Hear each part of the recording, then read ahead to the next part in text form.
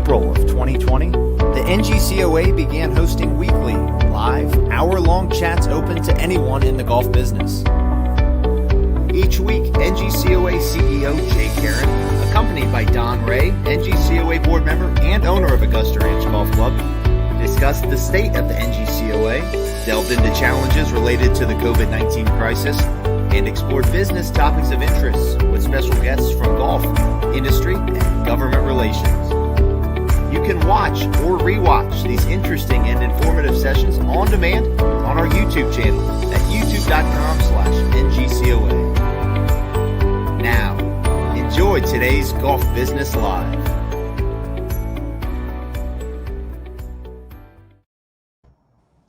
All right, good afternoon, everyone. It is Wednesday afternoon, October 14th, 2020. Don, did you feel the ground shake under us recently? We moved from Friday to Wednesday. Oh, what a big change. How are you feeling about that? I think it's better because everybody can get us in the middle of the week. Before they had to look forward, they had to wait the whole 4 days for our show. Now, boom, right on a Wednesday, we're here to get you through the rest of your week. I think it's awesome.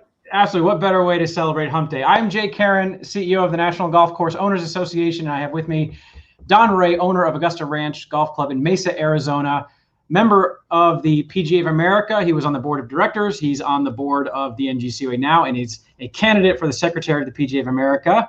And glad to have you on, Don. How's it been out there in Mesa, Arizona? It's good. It's cooling down. We're actually closed for overseeding right now.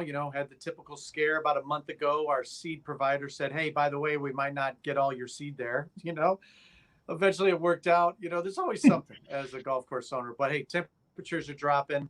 Excited we're going to open Friday and get back to this surge of golfers. I mean, this summer's been exhausting, but in a great way, right? I mean, more people are being exposed to the game of golf now than ever before. And I'll tell you what, it's just so awesome to see in person and see families and veterans, playing this great game. That's great. We have a great guest with us today on the show that we'll bring on in a little while, Cathy Harbin, who's also on the NGCOA board. And I like to think of her as like the decathlete of golf course operators. She has done so much in her career. And we're gonna dive deep into a few pretty fun issues talking with her. But for those that are at home, don't forget, I guess you're watching either through YouTube or Facebook. Use the comment section.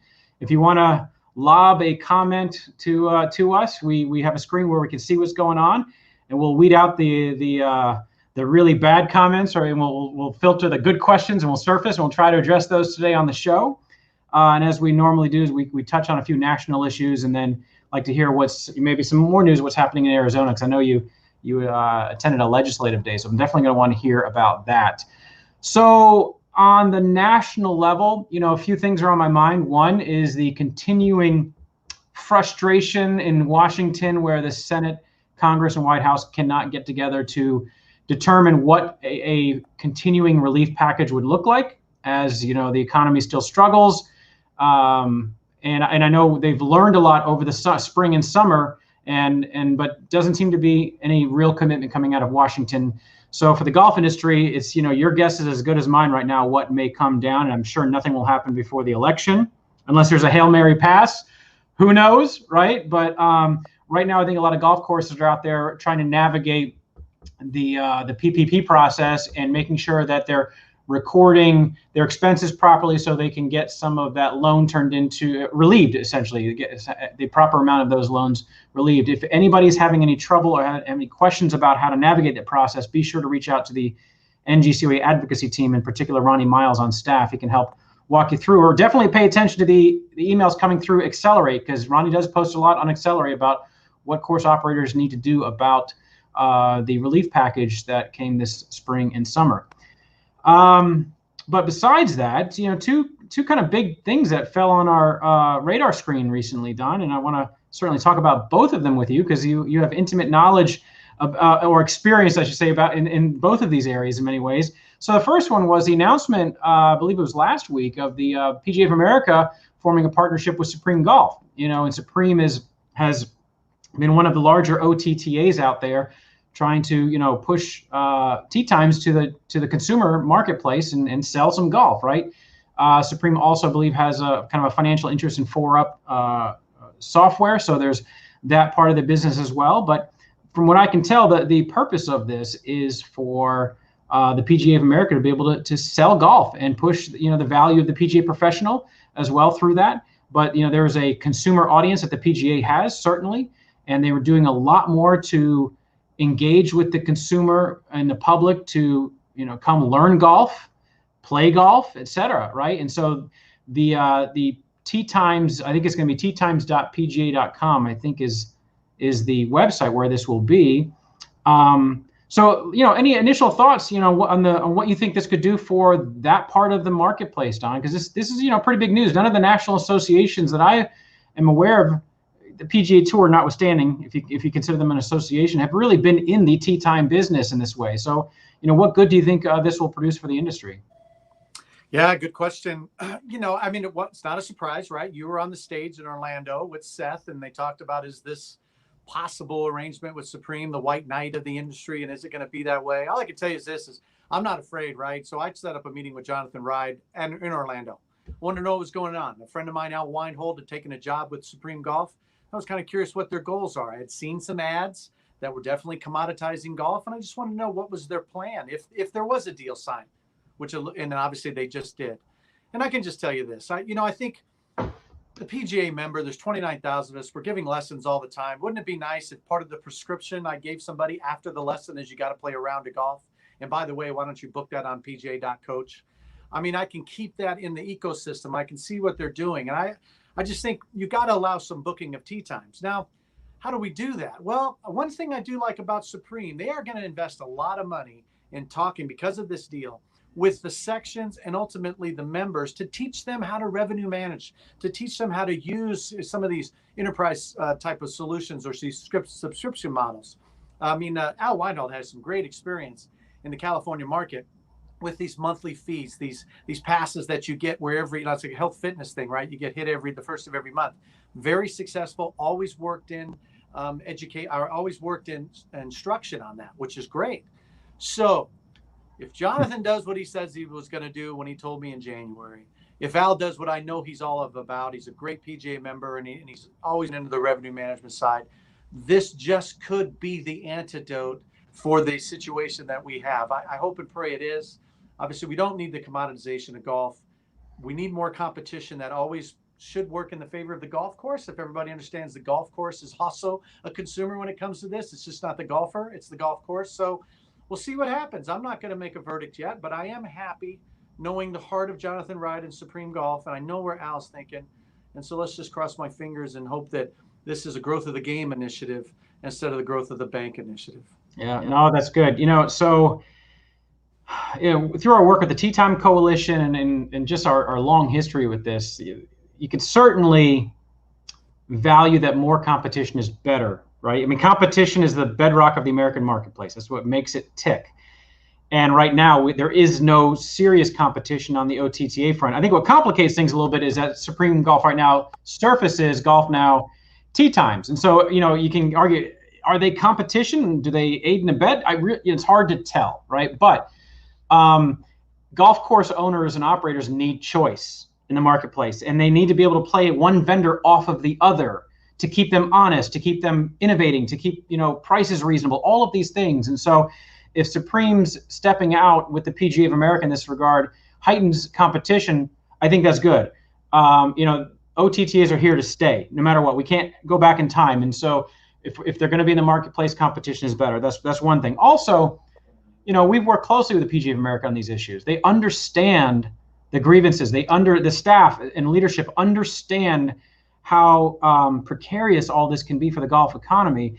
So, as I told our friends at the PGA, these are dangerous waters to swim in the OTT, but I'd rather have an ally in that water swimming than not. And so I have some optimism about the direction that this can go in. And, one example of that is, from what I understand, is that on the PGA Tee Time marketplace, the hot deals, those 80% off rounds and all of that, the kryptonite of the industry, will not surface. You won't be able to get those tee times there. So to me, that's a step in the right direction. That to step away from the kryptonite of the industry is a good thing. The closer you get to that, the weaker you become, right? Isn't that the concept of kryptonite? So I think that's good.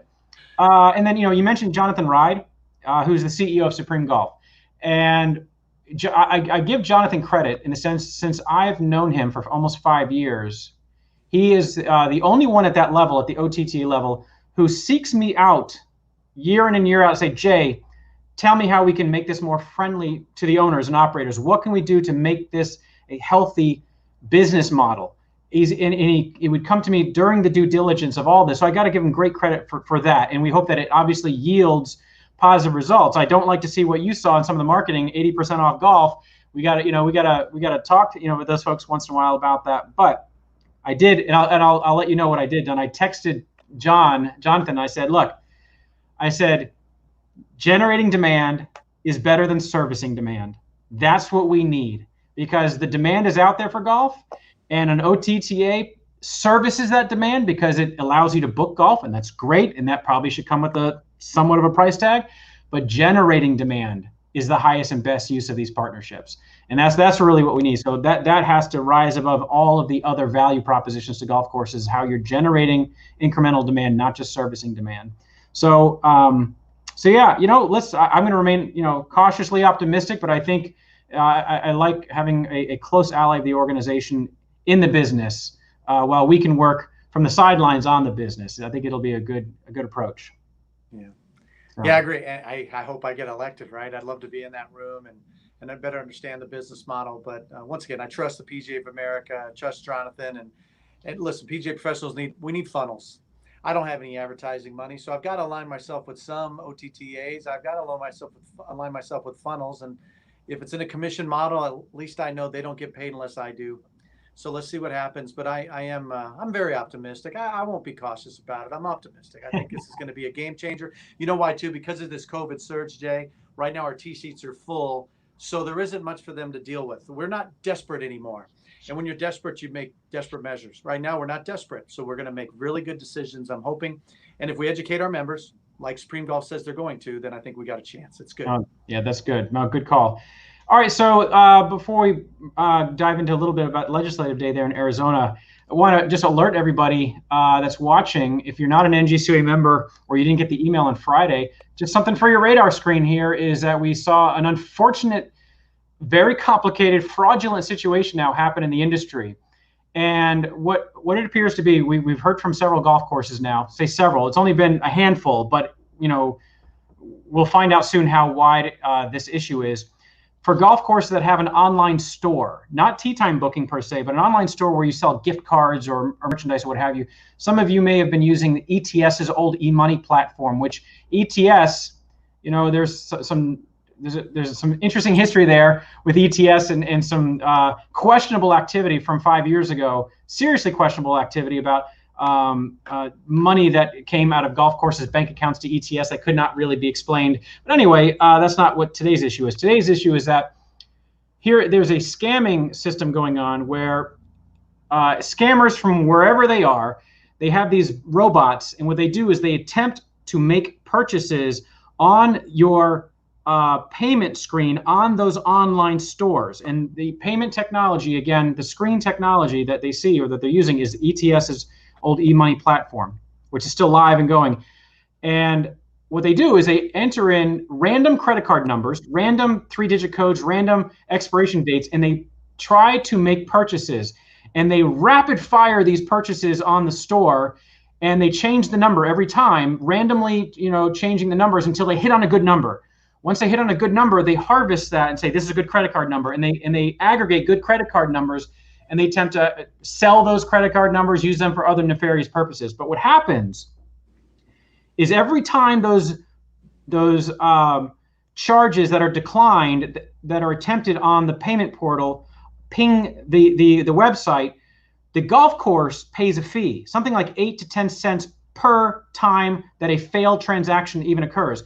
Multiply that times 10,000, 20,000, 50,000, 100,000, a million attempts just pinging the technology, and all of a sudden you find out that your bank account has between $1,000 and maybe even up to $70,000 in fees, processing fees, withdrawn from your bank account, going to your merchant processor, by the way, who is ETS and or Elevon. Elevon is the parent company of ETS. Elevon is a subsidiary of US Bank. So we're talking enormous corporation here. And then you find out because of your bank statement. You get your bank statement, you see all of a sudden $20,000 was taken out in merchant processing fees. You reach out to Elevon and so forth, and you're getting no satisfaction. This is a days-old situation right now, but what we're finding is we don't have a resolution to this. We want to hear from you if you believe that you have fallen victim to this, because you're a victim to both the scammers and your merchant processor, who right now is saying possibly, sorry, no, you agreed to pay this 10 cent per declined transaction fee. And even if it adds up to, in one course's situation, Don, there was an attempt to draw $160,000 from their bank account. And the bank fraud system caught it, which was great, and they didn't disperse that. So that's the situation we're in right now. It's frightening how large these sums are. And I believe you have found yourself in a similar situation. So tell us what you know right now, Don. I don't know why I'm so lucky. Listen, this is serious. I mean, online golf shops, I don't know about you, they don't bring a lot of money into Augusta Ranch. Here's my August bill. I did $50 in online golf shop sales. The credit card fee was $25 because there's fees no matter what, right? We all know that if you don't run enough money through a credit card fee, the credit card account, the fees become a big percentage of actually what you're making. So you should look at that anyways. But here's August. And I noticed I get the statement after the withdrawal happens. So last week I saw $20,000 out of my revenue account. They didn't bill me. They took the money. And that's what this statement backs up. I did another $50 in golf shop sales in August, but they took out $19,647 out of my account for these fees. And I've called Elevon repeatedly, and they said, sorry, you signed the agreement. To be quite honest with you, I'm reaching out to one-to-one marketing, who helps me out with our website.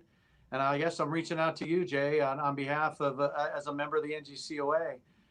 This is bad. I mean, am I ever going to get this money back? $20,000? You kidding me? Talk about COVID-19. I'm talking about the Elevon 20. I mean, this is ridiculous. I couldn't be more pissed. This is exactly why I run for office. This is exactly why I'm on the NGCOA board, because I can assure you, PJ members, LPGA members, owner operators, we're gonna do everything we can to fight as much as we can for this, because these are fees that really have no expenses associated with them. Come on, it's software. They could easily go, oh, sorry, the system did what it's supposed to do. I'm gonna reverse those charges right now, Don. That's not what they told me.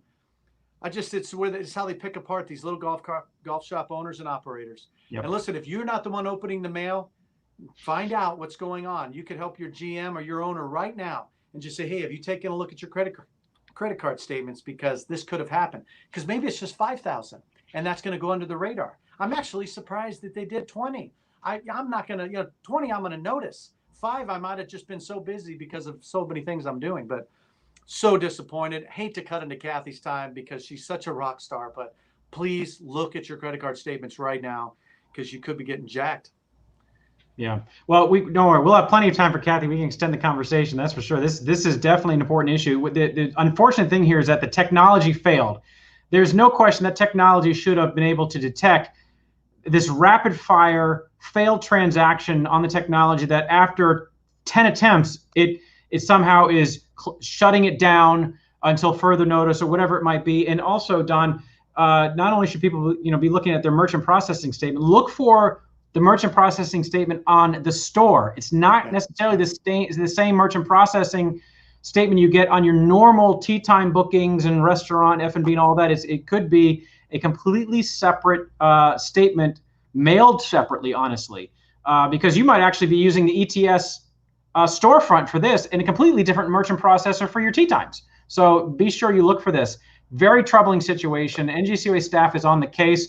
What we have to figure out, Don, is what is the breach here? Is it breach of contract? Is it criminal activity? What is the breach that we need to pinpoint so that we can leverage and plan according to that to get restitution and resolution here? So this is a bit of a bombshell that was dropped last week in our lap, and so we're on the case. But again, reach out to the NGCOA staff if you feel like that you fell victim to this, and we would advise, if you use that technology platform now, turn it off until this gets fixed. But work with your web provider to make sure that you guys are in alignment on this. And I would say, Jay, just final thinking, if that did happen, obviously NGCOA, send them that statement, send them the previous month so they know what you normally were getting charged, and look up your agreement right now. That's the information that Ronnie and Jared are going to ask for. So get them ready now, because together we can fight this. Otherwise, they're going to pick us apart. So this is a big deal. It is, 20,000. I don't know about you, but 20,000 for Don Rea and Augusta Ranch and Karen Rea, not good. Yeah. I mean, not good. Yep. Well, stay tuned. We'll let the industry know progress that we're making on this. And okay, so I just want to hear quickly, Don. You said you told me on the phone that you attended Legislative Day in Arizona. Tell me a little bit about that. What was accomplished? What was the message? How did the golf industry do there? And after that, we'll bring on Cathy Harbin. Cathy's a rock star, Jay. We got to. Okay, I'll make this super fast. 30 seconds. I didn't attend one. I hosted one. Legislators, listen, it's not different sides of the aisles. It's right down the middle of the fairway. Golf doesn't care. We just want people who love golf. If you reach out to some of these legislators and say, hey, I'm here to host a meet and greet, I'll provide some simple food, they're going to come. So I had Congressperson Andy Biggs here. I had 3 members that are running for the Arizona Corporation Commission. What do they control? Water rates, power rates, this Green New Deal. If you're against that, they're not going legislatively now. Now they're going to the utilities commissions in different states to try to get these taxes put on us. So they're happy to do it. Once again, whether it's Kirsten Sinema or Martha McSally, it doesn't matter which side of the aisle. We're down the middle of the fairway, and we just want to know what's good for golf. And tell you, reach out if you want to host these things. They got to see the golf course. I got to tell them that golf raises more money for charity than all the other sports combined. Talked about our PGA Hope program. If you want to make sure that golf's always essential, show both sides of the aisle that we are great for mental health, physical health, and family health. Excellent. No, good work. That's really good work. That's a great example that golf course owners should be doing, inviting them out to your golf course to see what you do. That's great. Good work, Don. All right. Without further ado, I'm going to bring Cathy Harbin to the show. Hello, Cathy. Hey. Hey. All right. For those at home, Cathy is the secretary of the NGCOA board. So she means a lot to this organization, certainly. But a little bit about her. Cathy has been a PGA professional, I think, since 1992, and master professional since the year 2000. 20 years, master professional. Crazy. Unbelievable. And is also a member of the LPGA. So very involved in 3 important golf organizations. He ran the World Golf Village down there in St. Augustine for 12 years. I think you were general manager of that facility. You were executive director of Golf 2020 for 3 years, which at the time launched Get Golf Ready program, which was a great national program. VP at Club Corp. I believe you were over mostly the public golf portfolio in Club Corp. And I'm sure you did a lot of work across the entire portfolio of courses there. Accolade after accolade after accolade. But again, I think the most important label is good friend to Don and Jay.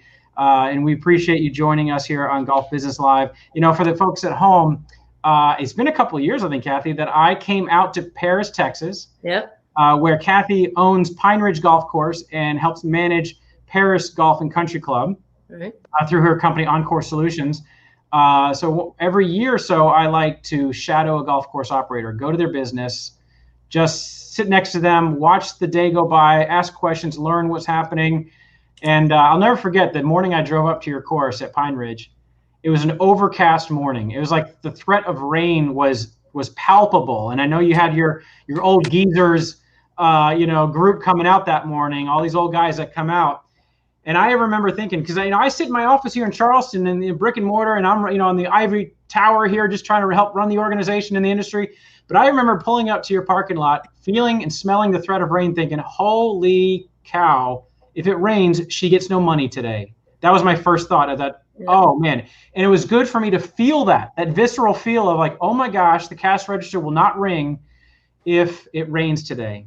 And that's as a business owner, how you internalize and deal with that, I can't imagine, what that, being so weather dependent and so forth, what a business to be in. But I valued that experience greatly when I was able to spend a couple of days with you out there in Paris. So welcome to the show. How are you doing? How are things out there in Paris, Texas?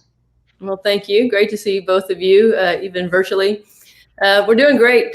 We're like many of the golf courses. We went through the 3-week scare with when the coronavirus first came out, and now we've been We've been really busy, and it's hard for me to measure. Some people have had businesses for a long time can measure how much better they're doing. But for me, this was the start of my 4th year of ownership. So I expected to do better. I expected to show 20% increases and with rounds of golf and with revenue. So, but we have certainly hit those numbers and even greater than that throughout the summer. So it's been really nice. That's good. No, that's really good to hear. One of the reasons why we really wanted you on the show here was because, as I think I said on LinkedIn, you are the antithesis of rinse and repeat owner operator. You're always trying something new, always experimenting, pushing the envelope. You're the kind of person that will go to a conference, hear an idea, and actually put it into practice. Which not a lot of folks do. There's a lot of wishful thinking that we go home with our great ideas, but we don't actually put a lot of it into action. And you do, though. And so I know there's some things going on at your facility that I want to hear about. In particular, because I've been very bullish about the intersection of technology and really, the simulator technology, golf entertainment, all of that, the intersection of that and the traditional golf course and how you can leverage that to expand your business. And I believe you just added 12 covered bays at your driving range there, and you added Top Tracer. Yeah. So talk to me about that. One, I want to hear what convinced you to make the investment. If there was any capital investment, what did you do? What are you risking here? And what made you see that this was worth the risk? Well, I'll start with a quote. This is an original quote that I started back with the World Golf Village days. The difference between good and great is taking good intentions and putting it into action. Mm-hmm. So I like to think that is something that we try to do, certainly at Pine Ridge, and I have through my career. So going through this summer and all the crazy things that are going on and the increase in business and trying to manage it all and measure it and try to figure out how to take advantage of it to the best of our ability, we were able to get some funding through the EIDL.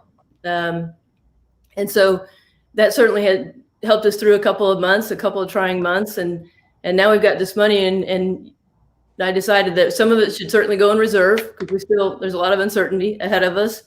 But then I thought I can sit on this and be really safe, like kind of a prevent defense, or I can take this money and try to turn it into something greater. So that's exactly what I did. I took about half of the funds that I received from the EIDL, and I decided to put these 12 bays in, covered bays. There was dirt, grass kind of there before, and so it was a complete rebuild, a complete new build, I should say.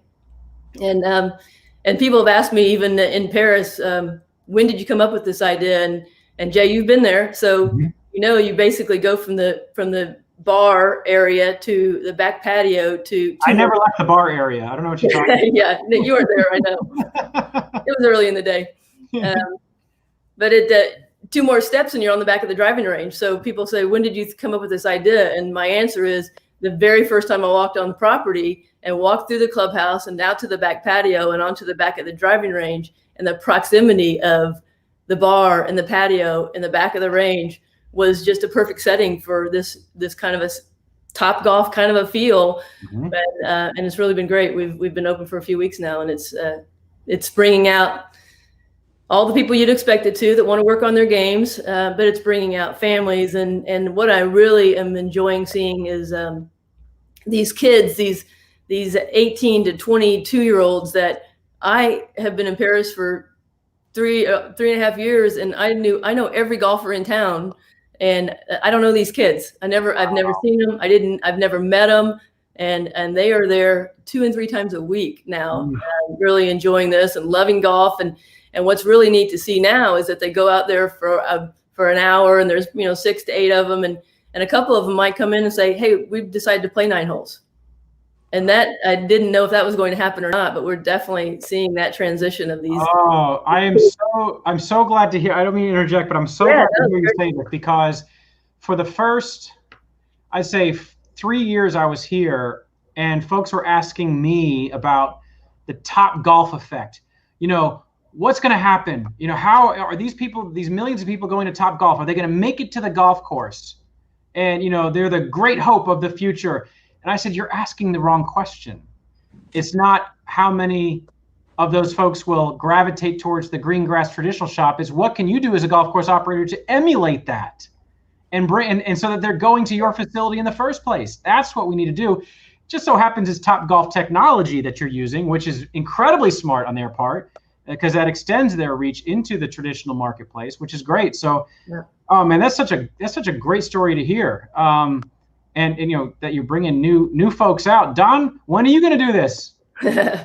Well, it's funny you say that, because I've reached out to Cathy already. Said, how's that going? I mean, we did a little site visit to a facility that has that on the other side of Phoenix, and certainly thinking about it. I mean, if there's anybody from Top Golf watching, I mean, it would be nice if you could help me finance it. I mean, even if it was a revenue share. I mean, I don't know how much you spent, Cathy, if you don't mind telling everybody, but I mean, I've looked at it with the concrete, with the covering, running the electrical and stuff. I might be at about $50,000-$60,000. I just lost 20 to my credit card company, so I'm kind of tight. But you know, if they had a way, it's hard to get a loan from the bank on something aspirational like this, and the data's not behind it yet in order for me to get the banker to loan me this money. But you know, if a Top Golf or a Drive Shack or somebody like that gave golf course owner operators some chance to finance that, I think I would do it immediately, because I do believe in it, and it's awesome to hear now boots on the ground tell us that it's working. If anybody's got some money to give me a loan, I would do it in a heartbeat. Yes, and we all do the pro formas out to see how long will it be until this is completely paid for, and then I start making money on it instead of just paying it off. And it's reasonable. The lease for each of the bays is about $200 for each of the monitors that you have per month, and so you know you already there's your base that you have to make just to pay for it. And for me, the structure and all of that, because I had to buy a new cart to pick the range balls up. I had to buy a new picker. You know, the picker I had was 25 years old, and so new mats, start adding it up, new trays to put the balls in, new baskets for the golf balls. It was a complete new build, and it's a little bit more than what you said, Don. We've got a question here from our YouTube audience. So Cathy, do you charge hourly rates to guests for access to the bays, or per person? You know, how do you charge? And I have a follow-up question: is your margin better in the food and beverage, you know, than it is in the rental fee? Where's your real margin here, and how have you started? Have you had enough history to be able to analyze that quite yet? Well, first to Lindsay, we are going with the hourly rate. It's $30 per hour after 5 o'clock from 5 until closing, and you can have up to 8 people. So we're following pretty much the Top Golf model, and as all of you know, Top Golf owns Top Tracer, and they've been a fantastic resource, Don, as far as just the help with everything we've ever wanted. I asked that question to the person who has my account, what are people doing out there? And she gave me 3 people to call and talk about pricing with, and it was really great to be able to do that. So we are charging by the hour. We're letting them go half hours during the day up until 5 o'clock, and we created a range membership, which has been great. The range membership is for a family is $60 a month, and you can use the bay unlimited up till 5 p.m. and then you get a 20% discount after 5 p.m. So if you're coming out on Saturday and Sunday, 2 hours of bay use, and you've paid for your membership over the course of a month, and that's just that reoccurring revenue that I would like to see all year long. So, and we're limiting it to the first 100. Who knows how many you'll have, you know, but we've got a dozen or so already. And so, we give a little sense of urgency to that, but we definitely are seeing, the very first night, we went from selling about, I don't know, let's just say 40 beers on a Friday night to 234 beers. That's funny, the 20 to 22-year-olds. Yeah, that's right. So we haven't seen it in the food part yet, just because the challenges of a small kitchen, and we're still trying to figure that out. We've even brought food trucks out a couple of nights, and I'd almost, as Don, you and I have spoken about this many times, I'd almost just soon have food just take care of itself, not make any money on it, but not lose any money on it, and let the bar and the bays be the revenue stream. Amen. No, that's great. No, that's good to hear. I'm going to want to follow up with you through after the winter, to see how you did. Did you mention, I didn't hear you mention, but are you heating them for the winter time? Are you going to keep it open? How's that going to work? We are going to keep it open. We're looking at heaters right now. When I get asked that question, I say right now I need to bring a little bit of that revenue in before I go and spend a little bit more. But we are pricing out screens for the back of the range, and You're like, come on, PPP money. Yeah, that's come right. on, PPP. Yeah. And, so yeah, we plan on heaters. We don't have them in house yet.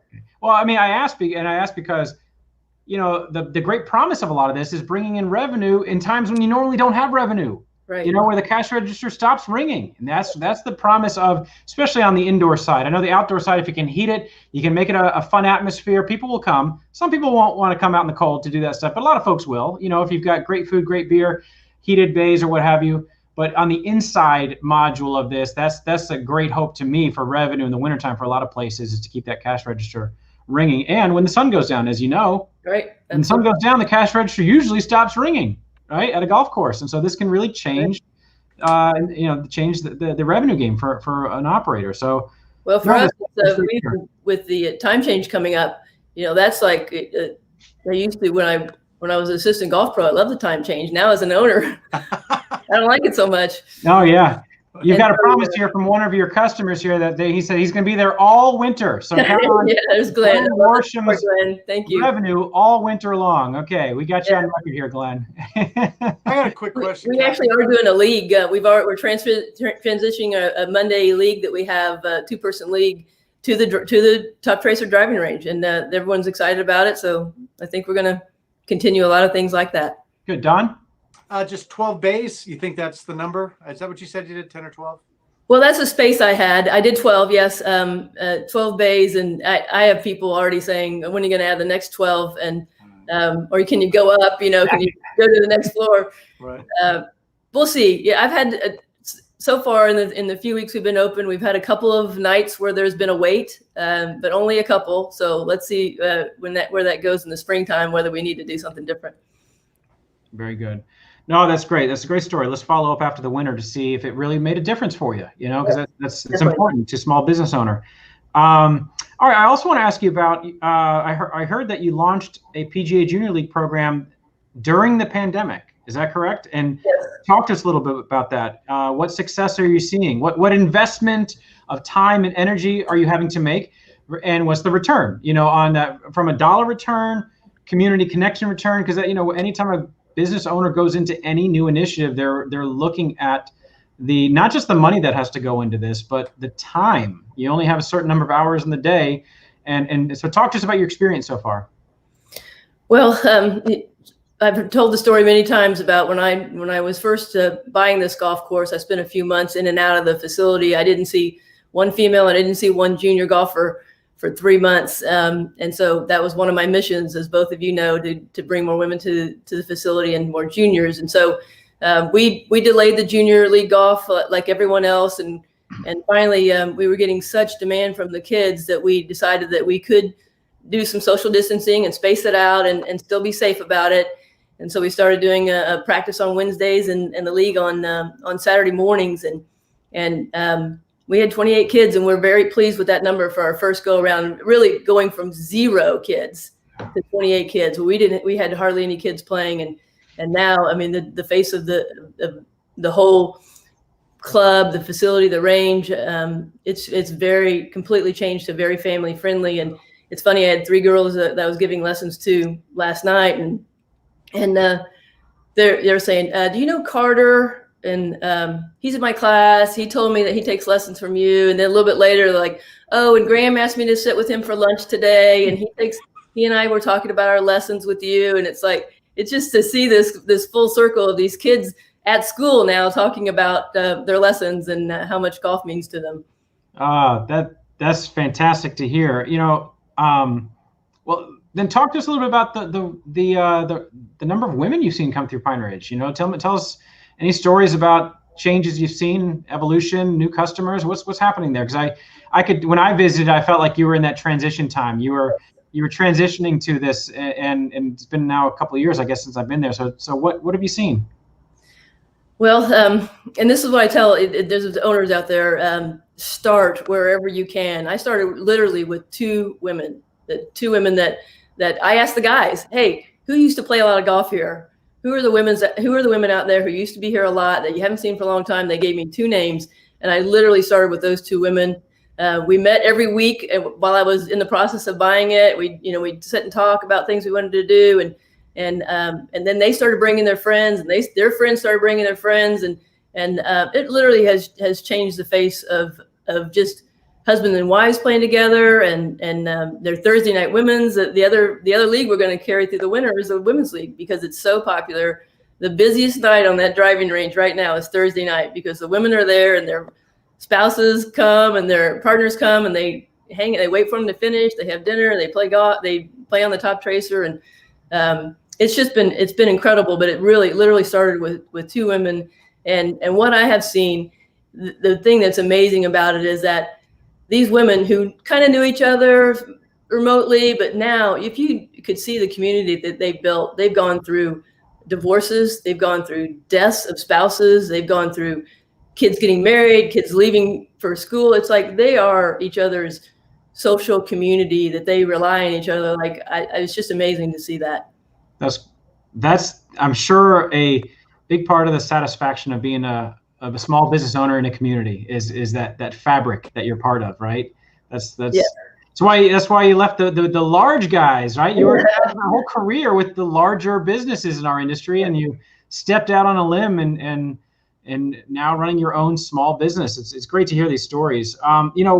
We glossed over something a few minutes ago about the subscription revenue. I mean, Don mentioned it, and Cathy, because Don, you mentioned the context of Supreme Golf, because I know that they've launched a subscription kind of program. Cathy, you mentioned a little bit about the $60 per month, kind of range program. I mean, a lot of the revenue management game is going in this direction. At NGCOA, we launched a partnership with Find a Game, which is technology that facilitates subscriptions where, you've got golfers paying $40, $50 a month, whatever it is, for, great access to benefits, range benefits, tee time discounts on certain times, all of that. And what I keep thinking about, the benefit of that is, again, when it's raining, when the sun goes down, when the snow is falling, the subscription revenue can still come in, and so, are you going to move in that direction with regard to your regular golfers, just kind of a subscription program for Pine Ridge? Well, I'm speaking to Find a Game. And I listened to the conference, the RevCon, and listened to, you and I met with them, Jay, much earlier, and they've it's much more sophisticated now than it was then. But I've talked to those guys, and after the conference was great, and the RevCon conference and everything they had to say, so I called them right away, and we're going to give it a try. We're going to go that direction, and I do think there's a value in that, and it's just what you said. It's twofold, really. It's the revenue when the doors are closed and it's raining and those things, but it's also the sense of loyalty that you get from the people who have paid a subscription. It's like, where are they going to go play golf now? Where are they going to try to find a game? Where are they going to come to the driving range? There's a certain sense of locking them in to your facility in a way. Yeah, no, that's good. I think Pat Kelly, who's from Advanced Golf Partners, one of the guys that helped, is driving this. He said one time at a conference, he said, and it's like the gym membership that you mentioned, Don. It's like, what you do is you move from trying to sell tee time to selling hope. Because when you subscribe to one of those programs, you hope that you're going to get out there a lot and use this. And I mean, if the value is great, you will, obviously, and so forth. And golfers are more committed to playing golf than I think gym folks are too. They're local gyms. I would imagine the breakage is a lot greater at the local gym, especially after January each year. But I think that's great promise for the golf industry, and it can also move them away from some of these traps that they fall into with marketing partners. I think it's like the Golf Pass program at Golf Now. They launched their version of a subscription. Their Netflix, their Hulu is the Golf Pass program at the Golf Now, and they get all the revenue off of your tee times of selling hope to your tee times is really what that is. So why not do it yourself? You have the database, or you need to cultivate your database. And you know what? Offer your best programs to your own customers directly, and you get to keep that revenue. And I think and golfers will respect that, because they know that You need that. You need that to run your operation, to invest in, and they're, at Pine Ridge, they're seeing you invest in the facility. So they're going to be proud to participate in your programs, I think, so that's great. What about you, Don, and the whole subscription thing? What's happening at Augusta Ranch in that regard? Well, one, my face is getting tired of smiling, listening to everything that Cathy's doing, because it just shows me you take an LPGA or PGA professional and let them do what they do. Don't tell them no because you don't have enough money. I mean, player development is business development. And unfortunately, there's golf courses right now. I'm the chair of the community golf committee. And we know, talking to Steve Tanner, there's some golf courses that don't have a PGA Junior League because they feel like it's going to take too much time. It's going to cost too much money. And, it's not what they want to get into, which is so short-sighted. And so I'm just so happy to hear what Cathy's doing. I will say PJ Family Cup, you haven't heard about that. We're launching it nationwide next year. I'm not talking out of school, but it's coming. And it's PGA Junior League, but with the family. And right now it's off the hook, the feedback. Our NPS scores are ridiculous of families getting to do the PGA Junior League format, but as a group. And so that's coming next year to a course near you, I hope. And if you're a course that wants to do that, it's just, once again, something that the PGA is putting together that's really going to help drive the growth of the game, especially with COVID. I think, the subscription model, we call ours the Sunset Pass. And it's actually good for the entire family. Because what I found is our junior rate's only $5 anyways. Sunset, that hour before your twilight time, typically is a hard time to sell, because they'll just wait until the rate drops. And so that's where we started our Sunset Pass. And you're certainly worried they're going to play too much golf, but what we found is, for us, it's probably underpriced. It's $100, but it's for your family, whoever lives at that address. And so sometimes the dad just plays alone, sometimes the mom just plays alone, sometimes they bring the kids.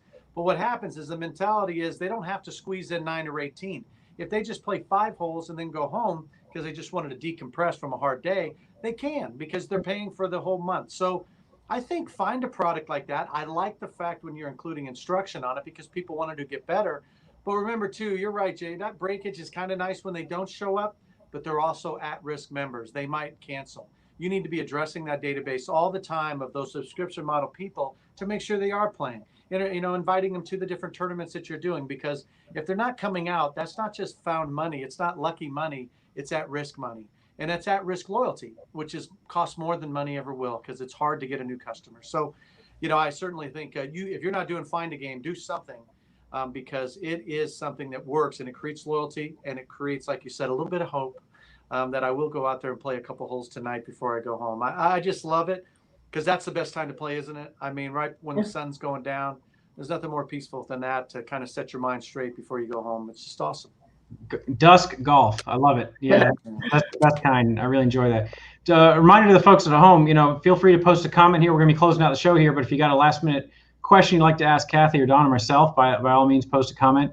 Cathy, on the show here, we've been talking throughout the pandemic about this COVID surge, this interest in play, double digit, growth in rounds played over prior year, all of that. And, you've run national player development programs. You are on the ground, boots on the ground, now serving the customer directly with some of these programs. What do you think it's going to take to keep new people connected to this game over the long haul? What is the key to retention, do you think? Because everybody's looking for a silver bullet. Is it a program? Does it have a name on it, or what have you? But I'd love to hear what your thoughts are on the best approach to keeping customers for the long haul. Well, the first thing I would tell everyone is collect data. We used to say this with the Get Golf Ready program, that the feedback would come back that they loved the program, absolutely loved it, but never heard from their instructor again. So it's our responsibility as owners and golf professionals to stay in touch with them. It's not their responsibility. So collect the data, talk to them, post on Facebook, whatever their channel is. In Paris, Texas, Facebook is still the thing. So that's a great avenue for us. But just I want to see you dancing on TikTok, Cathy. Yeah, I think I do have one video out there, actually. Okay. But yeah, just stay in touch with them. And then I think the most important thing right now is that we're bringing in a new customer. I told you about some of our new customers, and we have to, it's not just 9 holes anymore. It's not just 18 holes anymore. Don, you said it. That's exactly how I sell the golf membership with an annual cart plan. Is I tell them, if you have time for 6 holes, if you have an hour, come out and play. That's what happens. That's what you're buying into, is the opportunity to come out and do whatever you want. Play 3 holes, play 4 holes, play 6 holes, play 36 holes. But it really is, we have to be ready to adjust to what they're asking for, which is a different way to look at golf, alternative ways to look at golf. And whether just allowing them to start wherever they want. I go back to the "it's okay to play" tips. They're really great. Those 18 tips that says it's okay. It's okay to tee it up anywhere. It's okay to skip a hole. It's okay to give high fives and wear tennis shoes and all these things that really, in a written form, give people permission to go out and not worry about the rules, not feel like they're breaking the rules, but that they're just out there having fun with the family and their friends, or frankly by themselves. We got people that just come play by themselves and have a blast still. It's just all in what they want to do, but just giving them permission to play the game the way they want to play it, giving them alternatives to the whole 9-hole, 18-hole concept, and then just making sure they know your facility is welcome to that. We've talked about welcome centers and being a welcome center, and giving people that don't play golf or they're coming back to the game that avenue that they know I can go there and be comfortable. They're gonna welcome me as a new golfer or as a returning golfer, and you have to create that kind of a culture at your facility that the word gets out that they don't care if you know how to play golf. They don't care how good you are. It's about going out there and enjoying the sunshine, all the accolades you said earlier, enjoying the exercise, the sunshine, the time with family, the time with friends, all those things. Just be that kind of facility. Yeah, no, eliminate that discomfort. Anything you can do, I think, is important, because that's what keeps a lot of people away. So we have a question from Nick Guild. Have the improvements to the range converted to more on the course rounds, ultimately time at the course?